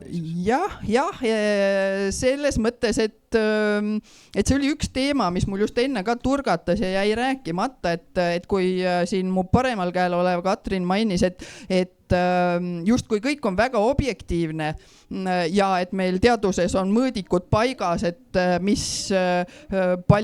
milliseid artikleid, siis tegelikult kui sinna taha ikkagi hakata vaatama, et mida me peame teaduseks, mida me peame eriti kõrgetasemeliseks ja väärtteaduseks, et sealt hakkab see nagu pilt natukene teiseks minema, et kui me vaatame seda, et millist teadust on ühiskonnale võib-olla täna ja homme rohkem vaja, et toime tulla nende keerukate probleemidega ja milline teadus on traditsiooniliselt eile ja üleeile peetud kõrgetasemeliseks heaks ja õigeks teaduseks ja seda kaudu siis rahastatud, lihtsamini publitseeritud saadud ja seda kaudu siis ka need linnukesed, mis on justkui objektiivselt ühesugused, on lihtsamini kättesaadavad võrreldes nende niisuguste teemakäsitluste ja meetodikasutustega, mida võib-olla siis trendina vähemalt toovad pigem naised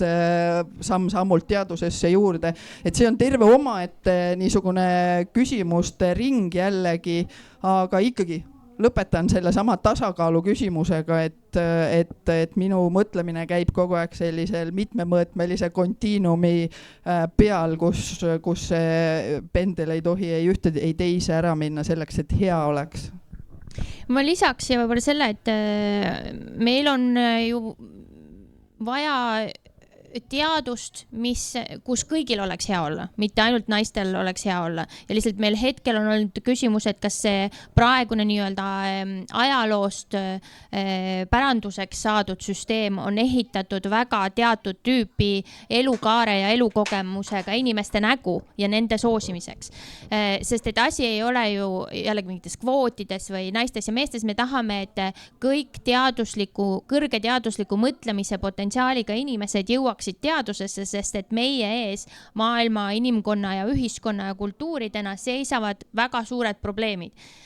Ja selle puhul, tasakaal on üks sõna, teine sõna on tegelikult mitmekesisus, sellepärast et selle kohta on meil ka väga palju uuringud, mis näitavad seda, et tavaliselt mitmekesisem ütleme siis meetodite kasutus, mõtlemisviiside kasutus, teooriate kasutus, mis väga sageli siiski tuleb mitmekesisema elukogemusega inimestest, et inimesed on ikkagi oma elukogemuse poolt vormitud ja nad toovad sellega kaasa võime küsida mingeid küsimusi, võime raamistada küsimusi või probleemi püstituse spetsiifilisest perspektiivist.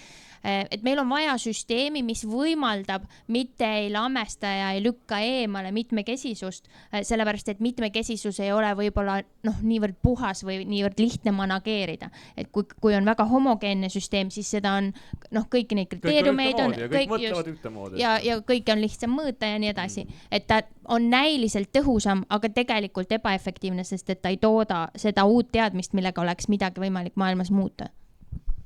Ja võib-olla üks aspekt oli see palga aspekt, ma isegi julgen siia ka, et loomulikult suure trendina ja statistikana võib see nii olla, aga kuna teaduse rahastamine on väga Eestis spetsiifiline ja me oleme harjunud mõtlema, et riiklikult ja ongi nii, on teadus suhteliselt halvasti rahastatud ja võime mõelda, et on madalad palgad, aga tihtipeale me siis niisuguste agaratena taotleme Euroopa teadusrahasid ja kui see õnn õuele tuleb, siis perekondlikult enam ei pruugi sugugi nii olla, et sellel naisteadlasel on oma mitteteadlasest mehest madalam palk, keda mees peab üleval hoidma ja see meie kultuuri kontekstis tekitab täiendava probleemi.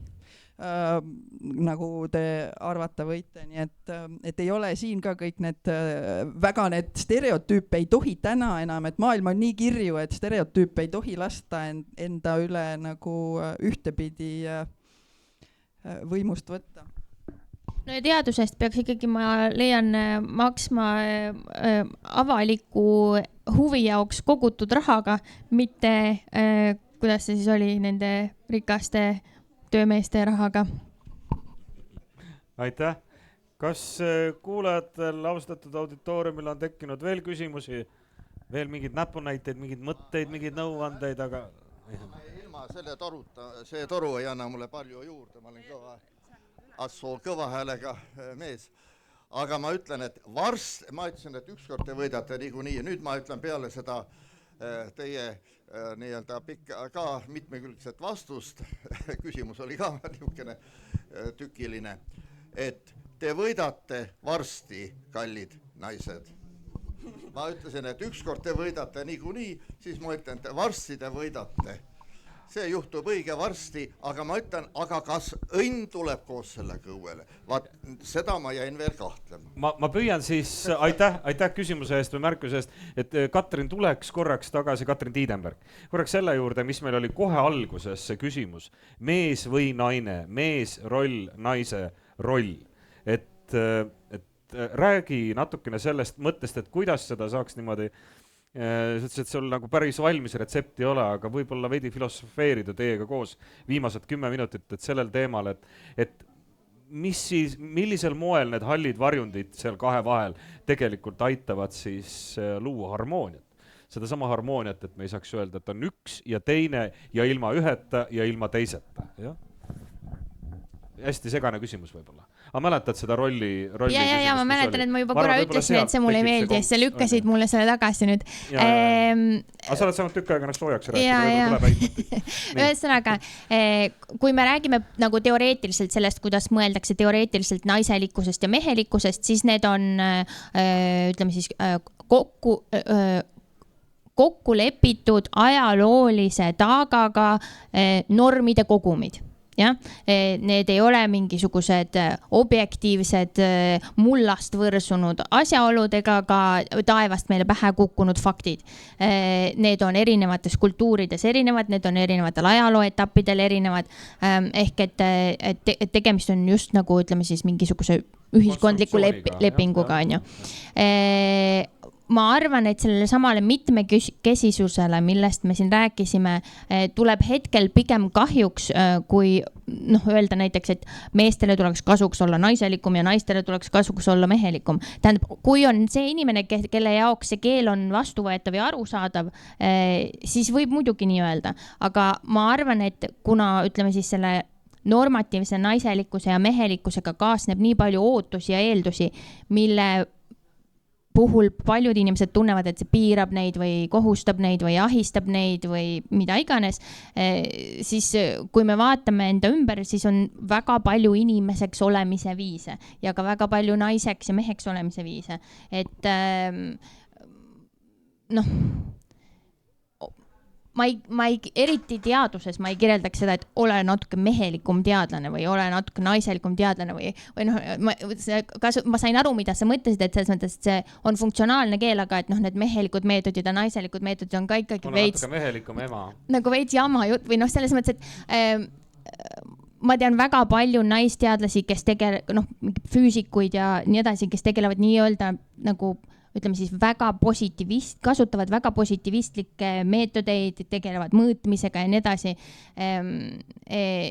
Ja see juures on, ma ei tea, mingi mitme lapse emad ja pikkade blondide juustega, et Absoluutselt, see ju ongi see ka jälle see arengukäik, kuidas üldse on saanud, et kui ühes ajahetkes on selline arusaamine teaduses, siis selleks, et sinna sisse murda, sa ei saa tulla diametraalse maailmaga, et see areng peab niimoodi käima loogilist rada pidi ja nagu ma enne mainisin, ma isegi olen matemaatiku taustaga ja on antud analüütilist mõtlemist ja see on kindlasti oluliselt kaasa aidanud sellele. Armastab ka kandilisi numbreid vahest vaadata, jah? Oi, numbreid armastan väga. Ja kuidas graafikud liginevad ja kaugenevad. Ikka. Ma arvan, et korraks ma ütlen, siis ma annan edasi. Võib-olla meie jaoks on siin küsimus selles, ja just nagu naisteadlastena ka, ja kindlasti muidugi kõikidel teadlastel, et jällegi mida me ütleme oma juhendatavatele, et milline sa pead olema või kuidas sa pead ennast esitlema ja kuidas sa pead seda vormistama, et olla edukas. Et sellest on ka hästi palju räägitud, et eriti ütleme selliste kultuuriliste murdekohtade ajal edukaks saanud inimesed, kellel on olnud raske ja kelle jaoks on see tulnud kõrge hinnaga, nad kipuvad mõtlema, et see veri, higi ja pisarad on adekvaatne hind ja kõigil järgmistel, kes tahavad sama edukaks peaks olema sama raske, mis ei ole tõsi, sellepärast, et kui see oleks tõsi, siis meie saavutused poleks midagi väärt. Et võib-olla see on mingi koht, kust mõelda nagu sellest, et missugune on see siis ütleme ootus neile. Jah, võib-olla siis naisteadlastele või meesteadlastele või lihtsalt teadlastele. Jah, võib-olla küll. Ma ei tea, mul tulid täiesti võib-olla mitte väga seotud mõtted, millegipärast Katrinit kuulates, et siis kuidagi tuli hoopis see, et ma ei tea, mulle endale tuli nagu see ikka meie see Tammsaarelik umbes, et tee tööd, siis tuleb armastus, et ei tule alati, et kui ma jäin nagu selle teaduse peale kuidagi mõtlema, et sul ikkagi peab olema see huvi, soov, see peab siin nagu köitma, see peab olema nauditav ja mõnus, et see selle enese piitsutamise muuga, et sellega ei jõua nagu kaugele. natuke peab pingutama ka ikkagi. Ei, no peab muidugi, ei selles mõttes, et jah, et aga see peab olema midagi, mida sa tahad, sest kui sa tegeled sellega, mis sulle tõsiselt nagu meeldib ja sind nagu naudinguga tasakaalus tegelikult. Just, et siis tegelikult ju inimesed ongi edukad ikkagi nendes valdkondades, mida nad teevad nagu mõnuga, ega see ei tähenda, et kerge on. Õppimine pole kunagi kerge, ei peagi olema, aga selles mõttes, et see on midagi, mida sa teed mõnuga ja õpid ka sellest, kui sa nii-öelda teinekord ei tule asjad välja ja need läbi kukud. Aga teine mõte oli mul jälle seotud ka võib-olla selle rollide muuga, et see on ikkagi sellise kultuuri, hoiakute ja väärtuste ju küsimus ja need tõepoolest ei, nagu sa ka ütlesid, need ei muutu kiiresti ja sinna läheb tükk aega. Sest mul tuli millegi pärast uuesti meelde see Praxis, see suht hiljutine uuring, et see on nagu nii huvitav, ma ei tegele ju igapäevaselt, ütleme sellise sooliste teemadega, mida ma siis sai vaadatud.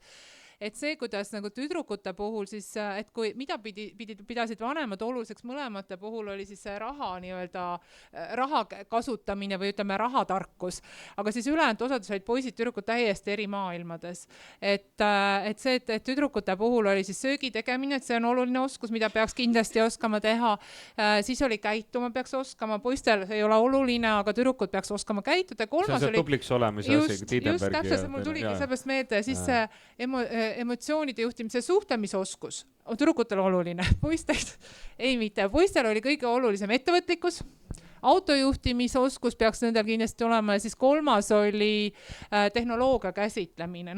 Et tegelikult ja need ei ole sugugi ju, see on hiljutine uuring, et ma arvan, et jällegi, et see, ja ma hästi kuidagi see mõte nüüd hästi segaselt ka, aga mul nagu see, et ma jäin ise mõtlema, et tegelikult ei ole ju kunagi, kui me ka rääkis Katrin Niglas sellest, et teadustus on alati meeskondlik tänapäeval, et see üksi ei jõua ja ei saagi teha enam midagi, siis tegelikult ongi oluline see mitte see, kas sa oled mees, oled sa naine, vaid see inimeseks olemine ja isegi hariduse asemel ka see haritus. Ehk et tegelikult ja need kvaliteedid, mida me ootame ühed inimesed või nii-öelda, kelle kohta me ütleme, et ta on selline hea inimene või see inimene, kellega me tahame koostööda, need on ikkagi need inimeseks olemise kvaliteedid on samad. Et see sugu on nagu sellel suht viimasel kohal, et see on nagu oluline. Sellised segased mõtted teid kahte kuulata. Ei ole midagi segast, täitsa aru saada tundus. Aitäh, ma nüüd tõepoolest ma annaks nüüd viimase kommentaari või küsimuse auditooriumisse, mul on hea meel, et on tulnud küsimus või kommentaar, et siin samas minu ees on... Mul tuli nii mitu mõtet siin, kuigi ma jõudsin viimasel ajal, ma üritan neid kuidagi koondada, et seesama Tammsaare tsitaat, mille sa tõid, et kas te teate, mis on selles raamatus järgmine lause? Ei tule meelde praegu. On öeldud, et see lükkab ümber selle esimese... Vargamäele ei jõudnud armastus kunagi. Ja minu meelest nagu see, millest Katrin Tiidenberg rääkis, see veri, higi ja pisarad, see taandub tegelikult sellele samale pagana raamatule, see taandub meie nõuga ja taagale, kui me oleme pidanud võidlema selleks, et saada pudel piima. Aga ma arvan, et järgmised põlvkonnad on sellest vabad ja nad oskavad olla tublimad nagu kohe alguses ja nad nagu tahavad seda. Ja siis teine asi, millele ma mõtlesin, on see, et see on küll nagu teadusala, eks ju, aga et me peame nendes küsimustes ikkagi nagu muutusi tegema nii-öelda rohujuune tasandil.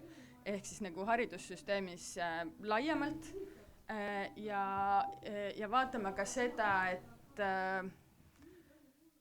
et kuidas nagu ühtlustada seda nagu kogemuse ja hariduse nagu valikut, eks ju, et mina olen kunagi uurinud kutseharidusega noorte tööle saamise võimalusi Tartu suurematelt tööandjatelt, küsisin, et kui sul on valik, kas võtta nagu kogemustega inimene või võtta otse koolist tulnu, mul oli endal ka päris raske seda esimest töökohta saada pärast ülikooli. Ja siis sealt tulid välja, kuna need olid ikkagi nagu tööstusettevõtted, siis sealt tulid välja hoopis teistsugused asjad, et mulle väga meeldis üks Metakis töötanud mees, kes ütles, et töötaja puhul on oluliselt 3 asja. See, et ta tuleks õigel ajal tööle, läheks õigel ajal minema ja mitte midagi, mis talle ei kuulu, kaasa ei võtaks. Aga selle rohujuure tasandiga veel, ma olen nagu hästi kirglik olnud eilsest teemal, et minuni jõudis pressiteade, et Tallinnas korraldatakse pühapäeval vanaemade missivõistlus. Ja siis ma esitasin kohe hästi palju küsimusi. No esiteks see, et kuidas selline asi tänapäeval üldse võimalik on. miks diskrimineeritakse vanaisasid, et nagu neile ei ole sellist võistlust. Ja siis kindlasti ka see, et kas tulevad ka miljonimängu küsimused, millel on ainult valed vastused ja kas trikoovoor ka ikka tuleb. Ma väga loodan nagu, et meil on nagu teatud feministlikud organisatsioonid, kellel on võimuse ja üritus ära keelata, sest et see on ikka täiesti kohutav. Aitäh! Aitäh kommentaari eest ja nüüd on viimased kommentaarid meie esinejatel. Ma palun teilt niisugust helget vaadet tulevikku. Vaadake, kui ilus on väljas, kuivõrd päikeseline. Me oleme rääkinud nii muredest kui ka murede lahendamisest, tasakaalust, inimeseks olemisest. Selles kõiges on olnud midagi positiivselt. Et kes teist soovib alustada lühidalt kokku võtta helge vaade tulevikku? Teadus on põnev ja ei taha illusiooni luua. On valusaid, on enese pitsutamist nõudvaid hetki, aga just see oskus ja süsteemne siis organisatsioonide poolt või ühiskonna poolt antud võimalus hoida seda positiivset poolt, seda positiivset emotsiooni, mis tuleb siis, kui sa oled selle pingutuse ära teinud ja see tagasiside ja õnnestumine ja see, et vaatad peeglisse ja ütled, et ma ikkagi olen midagi ära teinud või et mind on märgatud, mitte mind kui naist, vaid minu teadustegevuse tulemust on märgatud, et kui WhatsApp tänapäeval on ju nii lihtne, et email ja internet ja kõik, et guugeldad ja küll nad leiavad üles, et tuleb Türgist, tuleb Jaapanist, küsivad, me leidsime su selle, kas me võime inglise keelest selle sinna sellesse Jaapani või Türgi või Kreeka keelde tõlkida. Ma arvan, et minu üks tükk on juba üle 10 keele, ma ei ole neid kokku kogunud, et seda, et just, et see töö ei ole igas ajahetkes lihtne ja valuvaba, aga see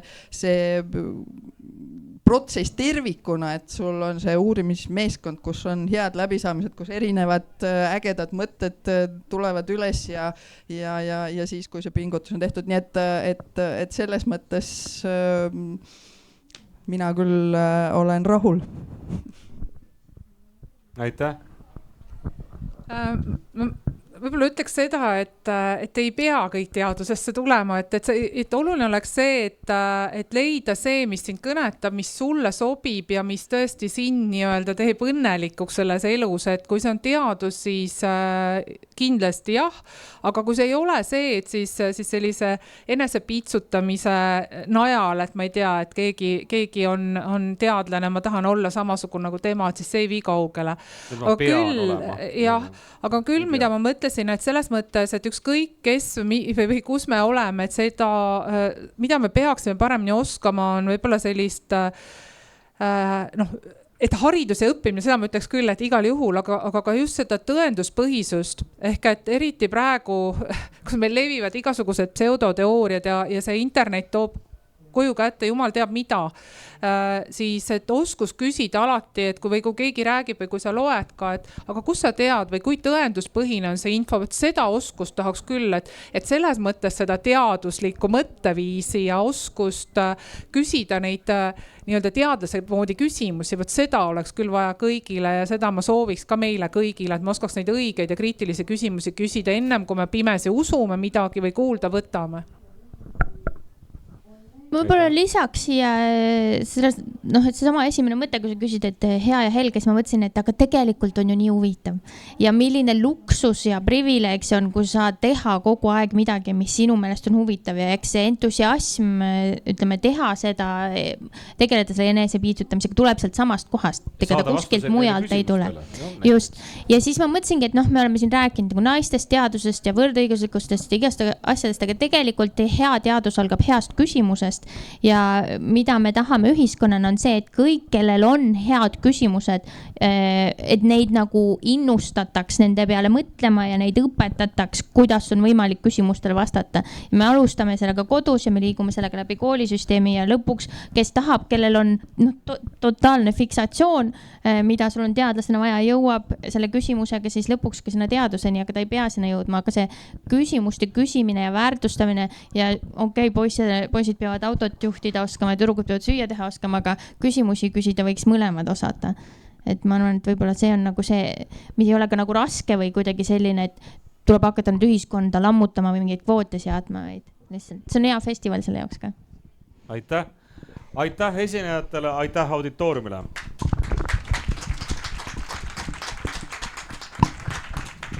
Ja kohtumiseni festivalil.